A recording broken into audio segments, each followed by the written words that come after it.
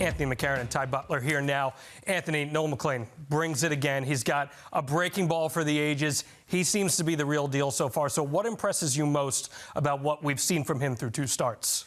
Well, John, he has been so good in such big situations for the Mets that it's amazing as a young pitcher to come up with such poise like that. And I think that's what's really stood out to me the most so far. I mean, look, we can start calling these games must-win, right, guys? Yeah. Because the Mets have been floundering a little bit. Their rotation has been poor for the most part recently, and this guy has come up and acted like it's no big deal and pitched great. And you mentioned the spin, John. He spun his curveball at a higher rate in start number 2 than he did in start number 1, and that was the most spun pitch in all of baseball this season so far. So he is uber talented in that way. He walked 4 in his first start. We saw it on the graphic. No walks in this one on Friday, and you know, the distance that he gave also is very impressive stuff. Look, I mean, this guy, the sky's the limit for this guy. I know it's only 2 starts. I'm trying as hard as I can not to overreact. I promise. Stay grounded. But we need to start overreacting to this guy because wow.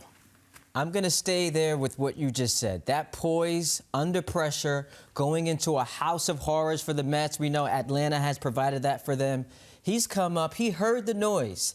This rotation desperately needed him, not just because he was talented, but because they were hemorrhaging and they could not get anything done. So for him to come up here and look as tremendous as he did, 7 innings, how about that? The Mets getting some lane from their starting rotation. So his poise under pressure for a team that desperately needs it. And you're right, all of these games feel like must-wins, and tonight he was spectacular. Yeah, I mean, Juan Soto said it right. Like, it's not late, but it's also not early in the season right now where we are. Now, Ty, let's go back to you here. Every Met had a hit in this game. It is about as complete of an effort as we've seen all season from this team. So did you learn anything about what they're capable of at the plate?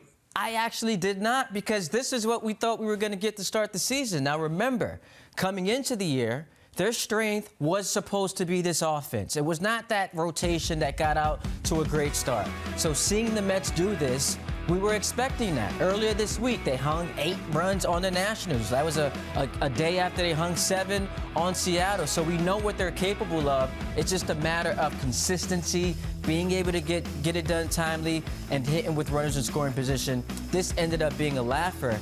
But talk to me when they're able to continue to do this in big moments and not just after one performance. We congratulate them tonight, but we got to see more of this if they're going to get to their ultimate goal. Yeah, that's absolutely fair. One thing that stood out to me, and maybe that's a way to kind of feel good about them maybe getting to what you're talking about there, the bottom part of the order was just nuts in this one, John.